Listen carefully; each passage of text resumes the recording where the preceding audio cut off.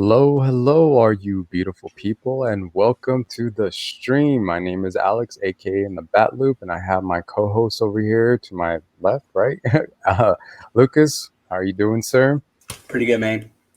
Good. All right, we're going to be talking Star Wars, but before we even get to that, if you guys who just joined, if you hit that like button, I would really appreciate it. It will help out both of our channels. Please do, please do.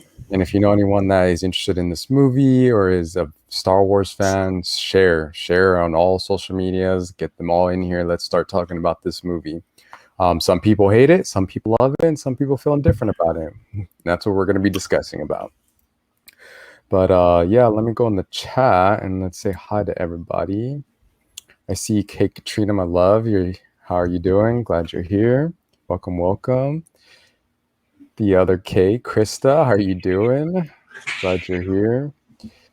And I see, and I know Justin. So yeah, usually we have Justin as a guest to be part of the. He wasn't going to, but it looks like he might. So we'll keep you updated. He might be a surprise. Maybe be a little face on it later. Yeah, let's get it. As you guys can see, Lucas and I were ready for Star Wars. He's got his Star Wars shirt on. I have mine on. And yeah. Oh, I'm ready. He went up on a cup. I don't have a Star Wars cup, but I do have Chewbacca. Not from. Is that Black Label? Is that Black Label? Yeah. Ooh. Oh no. Anyways, this is from The Empire Strikes Back, but yeah, I got Chewbacca here. I got the Millennium Falcon in the background. Tuck is on top of that, but can't really see it. So I mean, I got a little. I don't know if y'all see it back there or not. But right back there, I got Palpatine and Yoda from like one of the old toys too, chilling out back there too. So okay, they're all here. We're all here. Yeah, we're all here. Other than that, I don't have anything else to. I have a poster that I don't have up, but anyways. Oh, Alex, I'm sorry. Yes, thank you. Yes, ma'am, we do. Thank you. Yeah. Yes, we do. We had to be ready for it. We had to be ready. I see Chris and Scott's Adventure. How are you guys doing? Glad you're here. I know you guys really like Star Wars, especially you, Scott. If you're the one here watching. But yeah, all right. Oh, Alex, I'm gonna send you a message. Okay, send it to me. I'll read it. All right. So let me get all set up. Theme park news. There was something that I had. Katrina. Yeah. It does count. It really does. eight. You have That's 8. all. I mean, have you seen some of those people on the internet with how many Loungefly backpacks they got? That's chump change. Yeah. Well, here's the thing, Katrina. In total, you should see how many bags she has in total. Is she one of those people? Are you one of those people, yeah. Katrina? Yeah, Are you one of those people? Yeah. Why don't you enlighten us? How many do you have again? I lost count after 40 something. Anyways. Sweet mercy. So you still have 3 coming. Oh, sweet mercy. Yeah. So some of them, I think Krista is the one that doesn't really have a lot of bags. But yeah, Carla just bought her first one recently. Yeah, and that's where the addiction starts. Like you buy that, and then it starts. That shelf you have back there, it's gonna just be all. Oh, my shelf? Bags. No, see that shelf is not gonna be Loungefly, sir. This is my shelf, and there's gonna be more shelves. There's gonna be. I'm gonna get a build up like you got going, but mine's gonna look. Yeah, I gotta reorganize mine. It's getting a little too crowded back there. Get a little chaotic. Anyways. Yeah. So you guys, like we always do in the chat, always do theme park news. The only thing I have, and it's more like kind of like a rumor speculation. I don't have it to put it up on my screen, but so Halloween Horror Nights is going to be happening for Universal Studios this year. There's been a lot of speculations of houses, and it looks like. So I mean, the one that's the obvious one is going to be Beetlejuice, Bride of Frankenstein Lives, yeah, and Revenge of the Tooth Fairy. The ones that are kind of getting thrown out there that people are just hearing little whispers here and there, especially from like cast members. They're going to be a Walking Dead one. That's a return. It would be a turn. Yeah, The Curse of Pandora's Box. So that would be an original house. Yeah, and then The Haunting of Hill House. Ooh, still haven't watched that yet. I haven't watched that now. But then again, I don't like haunted houses, guys. Personally, I'm not I I'm not forgot like you're a not a real haunted life. houses. I mean, I love horror movies. I love I love horror movies, slasher movies, monster movies. But I don't like I don't like scares in my face. I'm not about that. I'm not like no. Yeah, see, and my first time going to a haunted house was this past year when there wasn't supposed to be a Halloween Horror Nights, and they brought up the two houses. I loved it. So haunted houses, I'm all for it. So I'm excited for it. But yeah, and then the other one, Texas Chainsaw Massacre. So, Okay, but so IP so another licensed yeah, IP. yeah. Gotcha. So I mean, yeah, I mean they bring back the Tooth Fairy one, Revenge of the Tooth Yeah. Fairy. That one was really good. That one was creepy and I'm not really gory a and chicken. Yeah, I'm not really a chicken, Katrina. I don't like crap jumping out at me. Like I have the fight or flight instincts. I'm definitely a fight or fight instincts, and it kicks in, and I don't like it. I don't like it. Yeah, and so other than that, theme park news, that's all that's going on. This week, if I want to just talk about busy, how the parks have been busy this week in particular, it's been very busy. If you look at the reservation system for Disney, it is filled up, booked until Sunday, and Universal has reached kind of capacity every other day. I don't know as of today if it did, but yeah, busy week for the parks. I'm guessing it's everyone. What I'm hearing, there's people on spring break on their last week. But anyways, this is our last week of spring break. The ones that didn't go in March. We'll see about Universal because this guy and that girl and a baby and two of my friends and maybe Alex here. Yeah, maybe we're gonna try and get Universal on Sunday. So yeah, we'll see how that goes. We'll see how it goes. But yeah, you guys, and anyone that's coming into the chat kind of late, welcome. Please hit that subscribe button, or subscribe and hit that like button. It will really help out our channel. So, all right, let's get into it. So you guys are all here. We're all here. Everyone has their gear on, merchandise. Star Wars, A New Hope. That's what we're going to be talking about. So, but first off, I want to ask this though, because in this movie, when this movie came out, or even people who are watching it now, there's a particular character or more maybe characters you like. So I want to know, you guys, like, who is in this movie? Who is your favorite character? Let me know in the chat. You know, is it Chewie? Is it Han Solo? Is it Luke? Who? In this movie, I have to choose somebody from this movie. Yeah. Okay. There's only one character for me. And who's that character? Vader. Okay. Everyone else, I'm not a fan of. Not until later in the movies. Later. Okay. Yeah.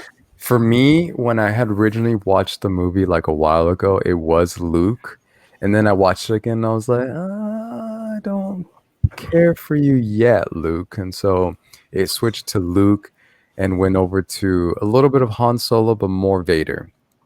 So I think I'm with you on that one, Luke, because it's been more Vader. I'm definitely whiny Luke. I mean, you're not wrong, Justin. Like, I don't like it's bad. And then Jake H says I like Chewie. Krista agreed with Vader. Katrina said Princess Leia.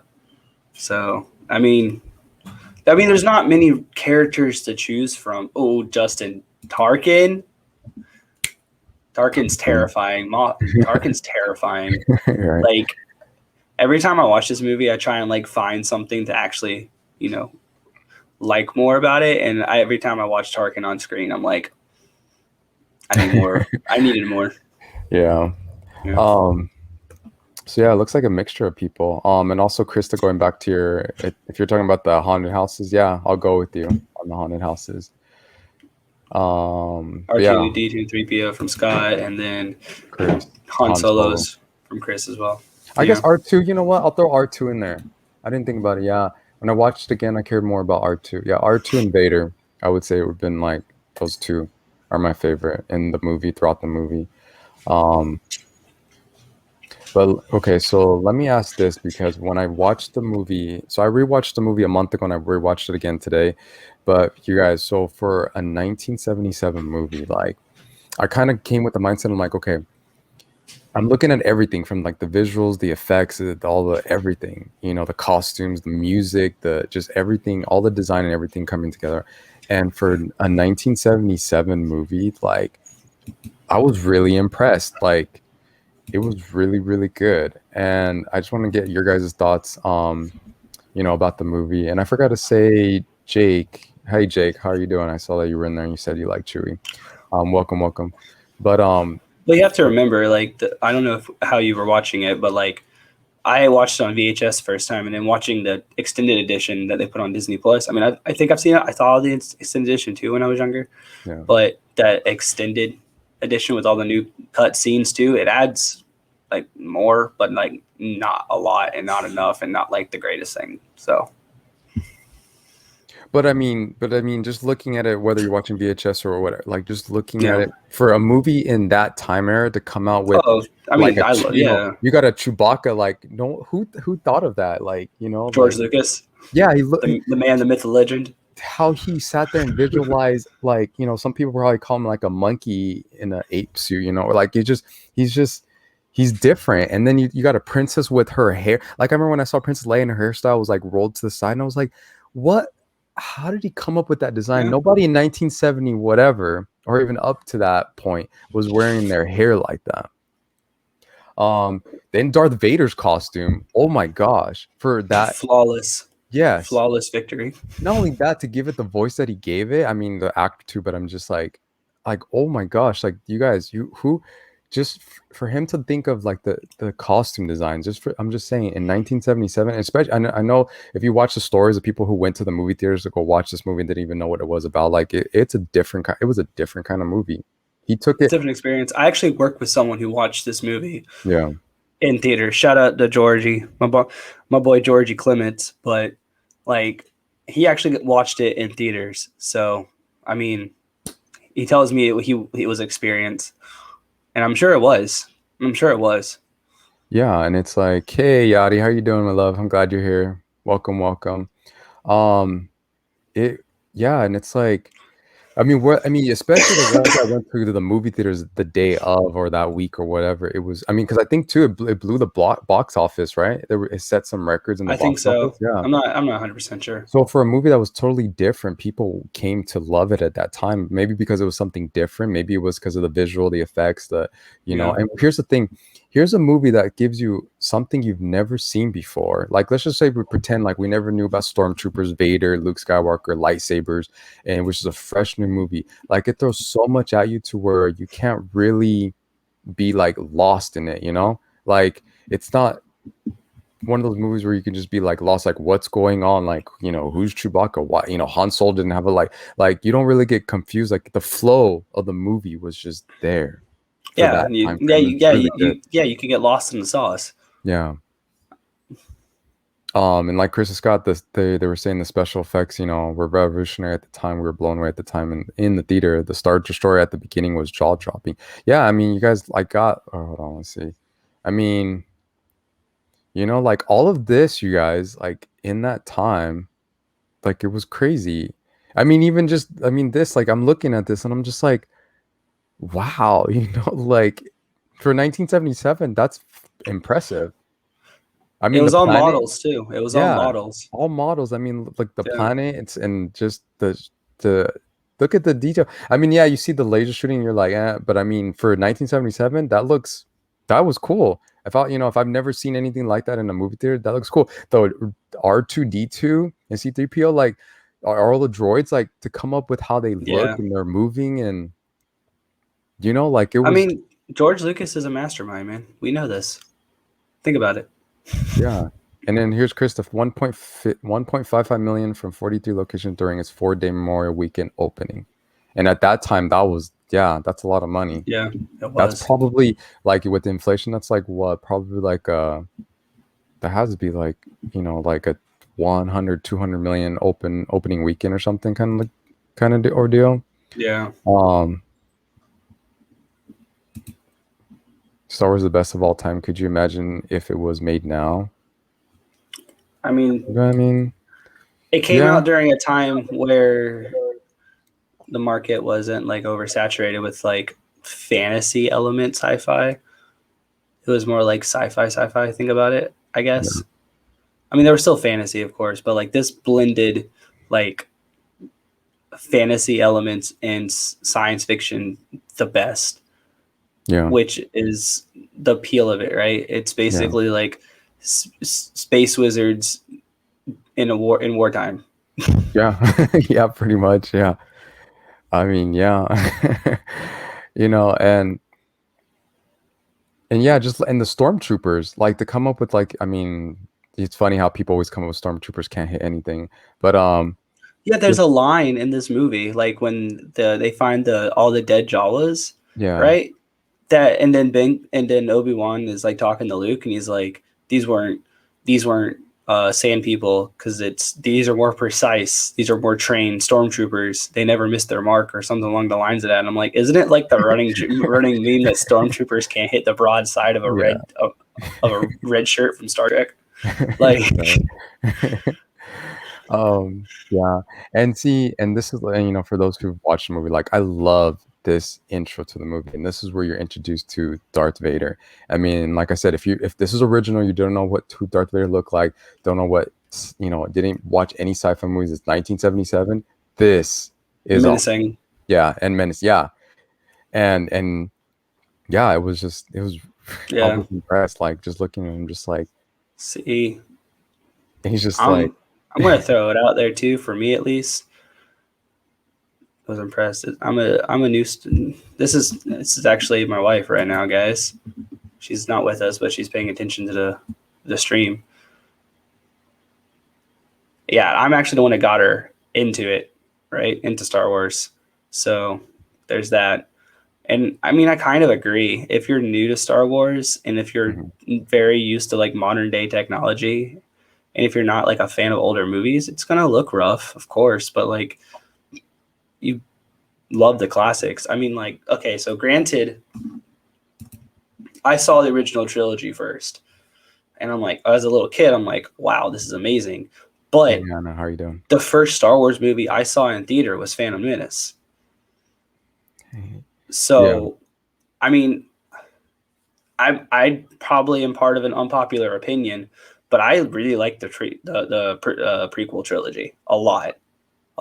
Granted, there's flaws all in those movies as a cinematic experience, but like I love those movies. But that's what I grew up with in this generation of Star Wars. It's like how the younger generation's growing up with the sequels, right?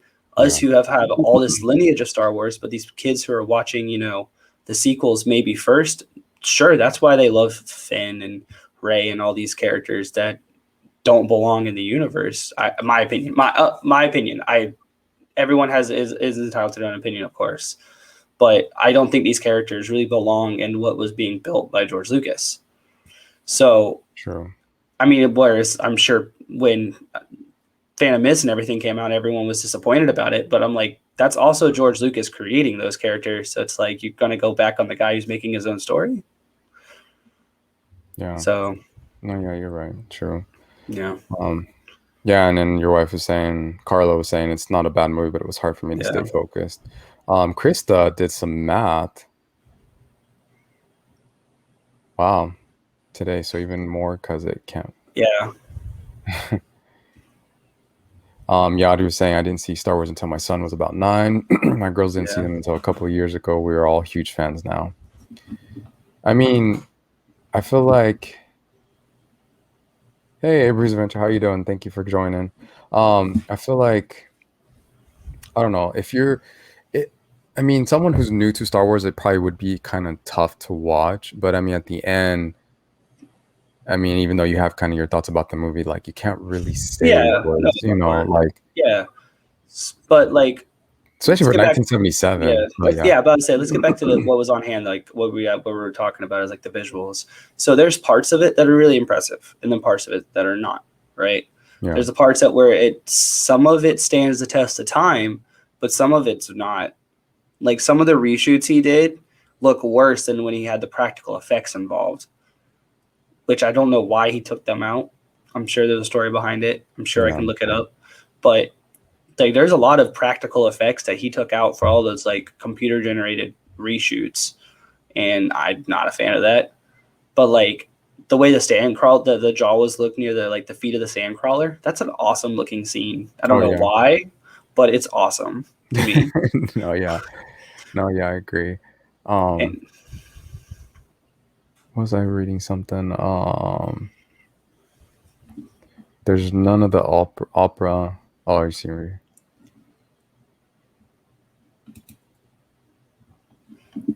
So Carla said, I wonder how much Disney paid Lucasfilm for the movie rights. I'm sure it was a good chunk of money. Yeah, his payout was big. His payout was really big. I mean, he wasn't going to give up his like life work for nothing. And Disney's just like, I got the money you want because I'm gonna make more. Yeah, and he knew whatever amount he was going to give Disney, he could got. I mean, it's Disney; they had the money, so and they were offering. So it's like, hey, he could have. This is a very good question, Krista. So I'm a fan of chronologically watching something. Granted, they were made at different points of time in like, our time, whereas the prequel trilogy started coming out in the late 90s, early 2000s area. No, early 2000s, right? No, late 90s. I'm bad with time. I'm bad with time. Anyways, people would tell you to watch them in the order they came out, right? Yeah. But I would tell you to watch them chronologically to get a full expansive story.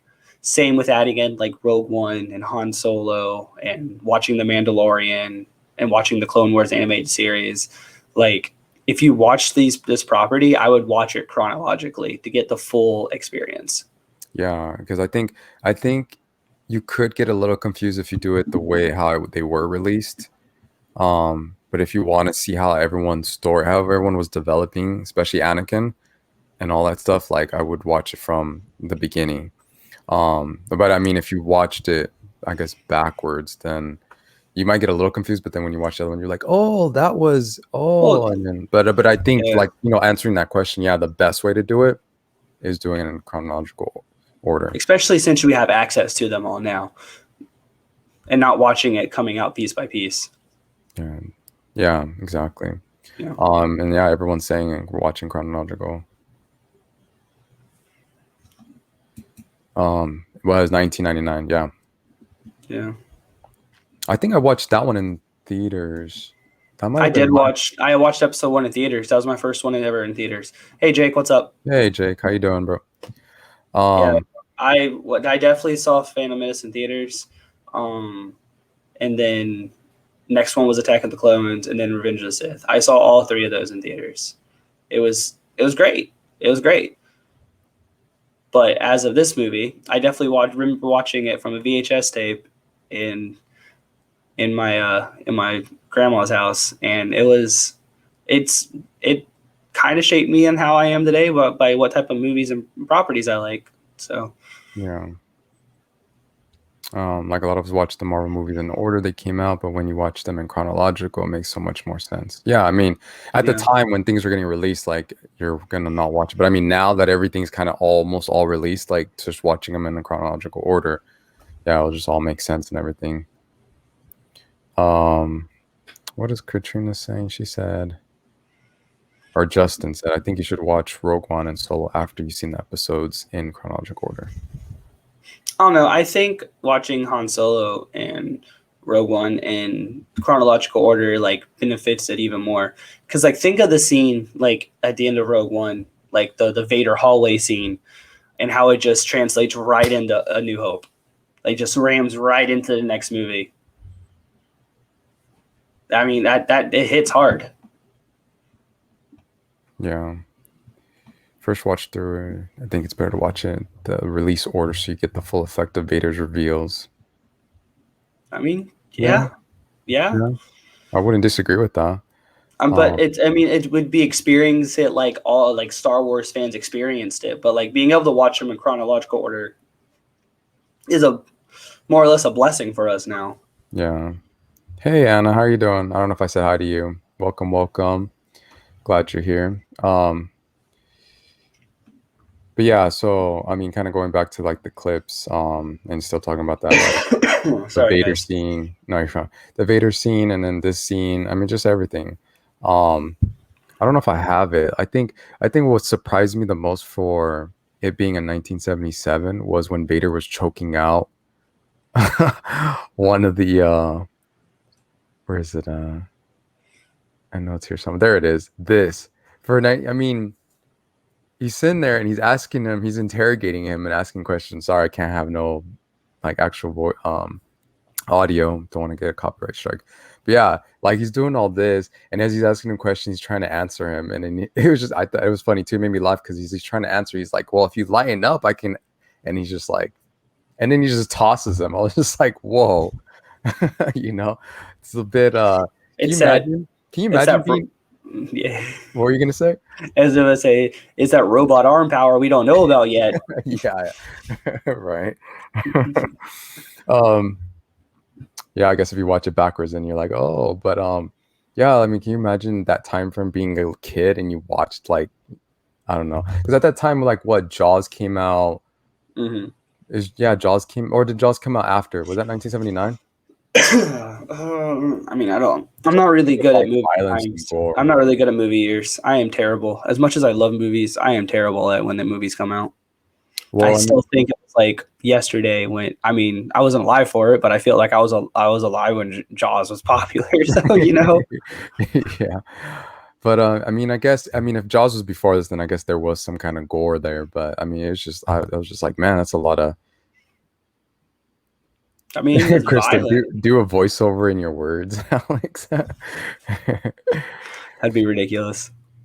I I wish I had a mask that had the voice changer of Darth I think Vader. she wants your words, your voice. Oh, my voice, my Oh. voice. Mm. I don't know what I would have. Jaws, 1975, came out before. Krista with that knowledge. Oh, thank you, Krista. There you go. Yeah. So I guess it's not too. I guess that's when the beginning of it kind of. I saw that scene and I was like, damn, that was a little. It's a little intense for 1977. Like, what if I was like a kid or had my kids with me or something in the theaters, and you just see. Well, I mean, think of Jaws is rated PG, and it should not have been. It would not be rated PG nowadays. Yeah, you're right. Yeah. Yeah, with all the blood and all the. Mm-hmm. But I don't think. I mean, we're going a little off topic, but I don't. Was there body parts like floating Yeah, around? there was. There was. Okay. Yeah. It Wow. was a very violent movie. Wow. It was pretty violent. Like I'm not gonna lie. Like That was Steven Spielberg, right? Wow. Yeah. For 1975, impressive. But anyways, Anyway, but yeah, you guys, and I want to know for you guys in the chat, like, you guys are kind of giving us your thoughts about like the visual and stuff, but or do you disagree? Do you kind of go like, the movie was okay, like the visuals were bad? I mean, because it's 1977, so you can't really ding it for any points or say it was horrible or anything. And here, this scene, a lot of people love. I actually really, really love this scene because it makes you realize how much of a mind George Lucas has. He came up with all these different aliens, and if you listen to them, all these different aliens have their own dialect and their own language, and they're all talking to each other. So like some of it just sounds like bleeps and whistles, which I'm sure that's what it is. They're not actually saying anything in a language, but I'm sure someone's translated it out by now. But yeah. No, yeah, I mean, yeah, just going back to the alien talk, the costume design. I mean, it's so weird, but it's like cool looking. You're just like, these guys are playing like, and in the music, it's like sounds like alien music. You're just like, wow. But ladies and gentlemen, before I continue on with this conversation, it looks like we have a special guest. He made it on time. Ladies and gentlemen, boys and girls, welcome Justin.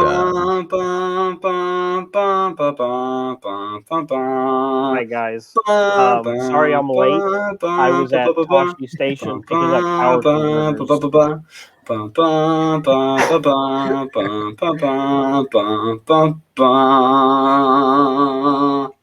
Nice. Yeah, I was picking up power converters. I was wasting time with my friends at the station. And y'all, I'm doing great. Y'all were talking about the violence in this movie. Yeah, there's before they realized lightsabers cauterized wounds.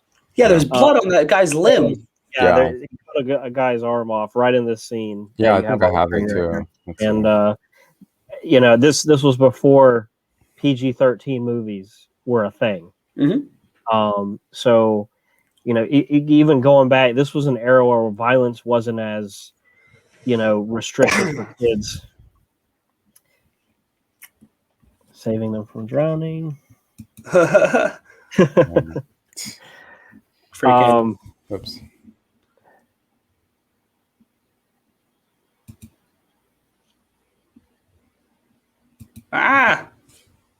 Lucas, were you named?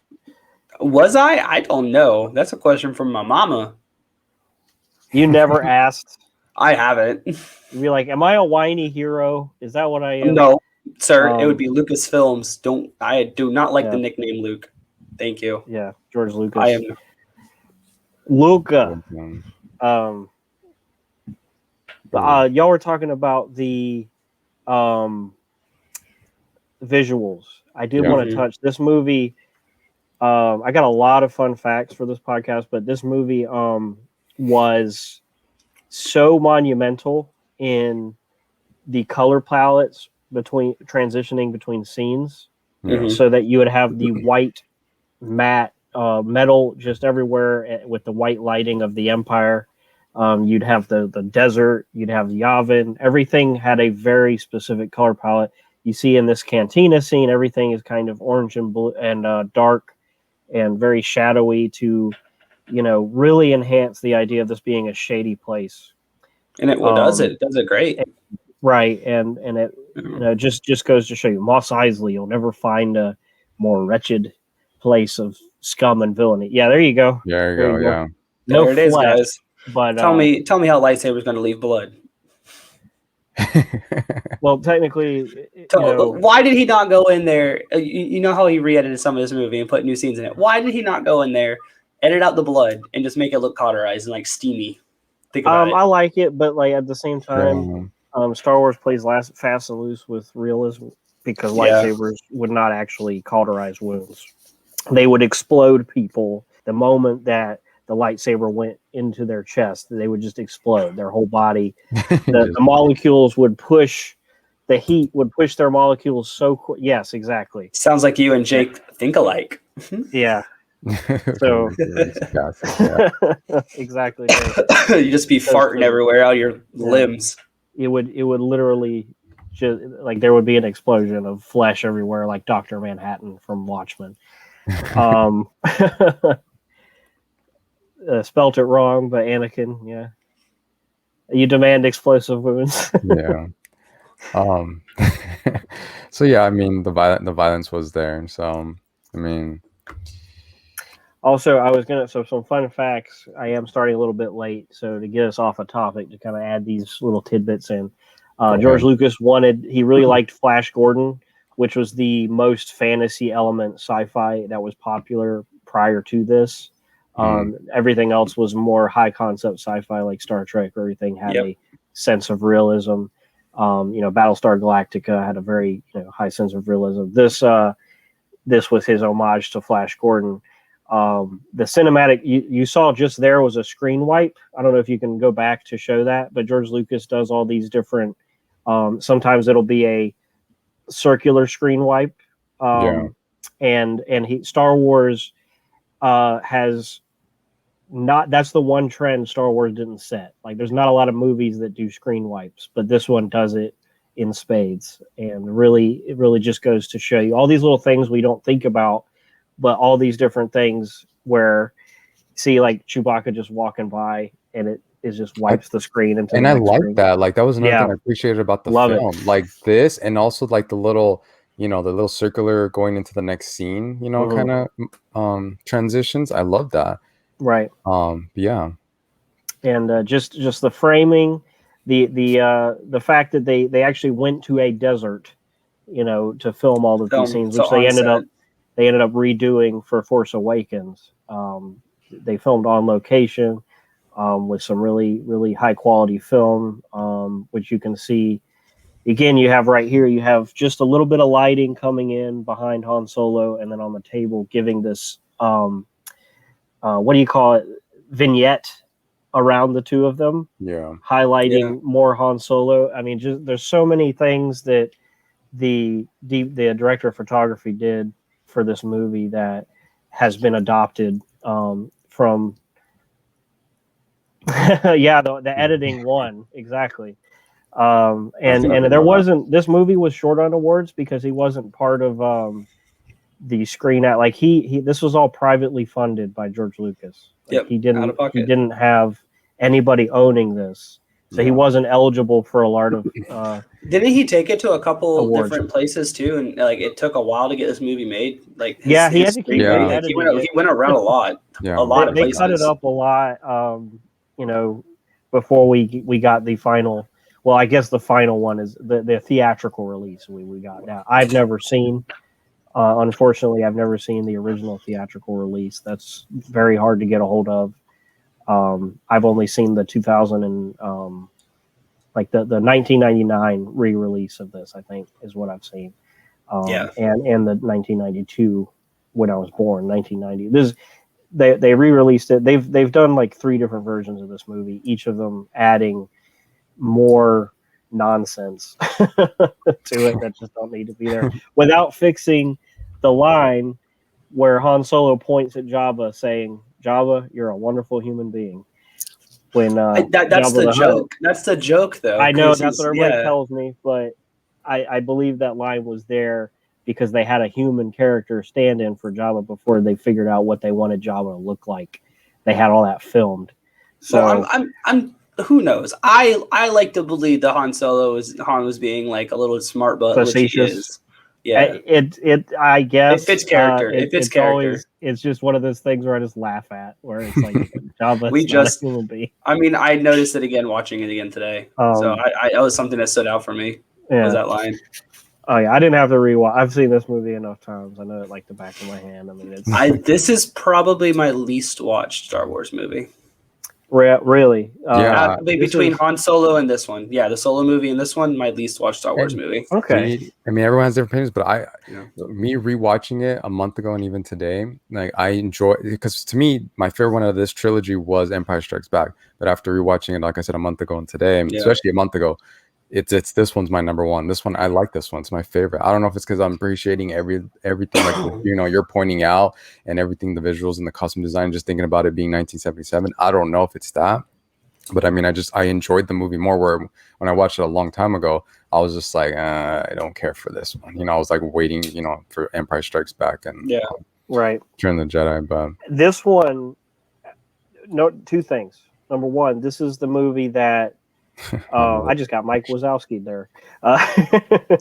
This is the movie where you don't have to see any other Star Wars content to watch this. Like you can watch this on its own, and it has a beginning, middle, end, and it's perfect. It stands on its own more so than any other Star Wars movie. Also, this movie has this is like tied with The Incredibles as the best pacing for any movie ever. Like this has the best pacing. It just goes from one scene to another to another to another. And by the time you get to the end, you're like, I completely forgot about reality watching this, consuming this content. It just disappeared. I never thought I'm bored. I'm this. And it surprises me every time I watch it how long it takes for you to get to Luke Skywalker in the movie. It takes a good 15 to 20 minutes before Luke shows up, and you don't recognize that because of how fast everything is moving, how engaged you are watching everything clip by. Yeah, and see that's what I was telling Lucas earlier. I don't know if you were hearing in the chat, but I said this is one of those movies that it's crazy that if you just don't if this was like a fresh kind of new movie, you didn't know who a Han Solo, Chewbacca, Darth Vader, any of these characters, it was just a fresh new movie. They throw in so much at you and so much different new ideas and new everything that it doesn't throw you off or you don't get confused because of the pacing, because of the introduction, because of everything going on, to where you can watch this movie. It can be its own movie, and you can be like, I knew everything was going on from beginning to end, and there's not like or a dull moment or boring moment or anything like that. Like that's what blows my mind about this movie, especially like I said in that for the year that it is. So everything you're saying, Justin, I agree. Um, I mean, unbiased opinion, but that's my feeling with Revenge of the Sith, which is tied for my favorite movie, Star Wars movie. So we can get into Revenge of the Sith at a later time, but I think that movie has very poor pacing. It's like horrible pacing. I think it's great personally. It's a great movie, but the pacing is just way off. There's a lot of moments. We're not talking about it. I gotta rewatch it because I can't remember that one, but so I can't agree or disagree. Can't remember too. So and we'll get to that. We'll get to that one. Go into what I was saying in the comments about how you should watch. Like I don't feel like I think with Rogue One, you appreciate it so much more knowing where it ends up as a prequel to The New Hope, because A New Hope just feels like a legitimate continuation of Revenge of the Sith, whereas Rogue One feels like a side story, and Solo is absolutely a side story, which doesn't really. I would argue Solo doesn't make you. If you were to see that before you saw Han in this, I don't feel like you would like Han better. I almost feel you might even like him a little less. Not that I'm hating on that movie, but it's just.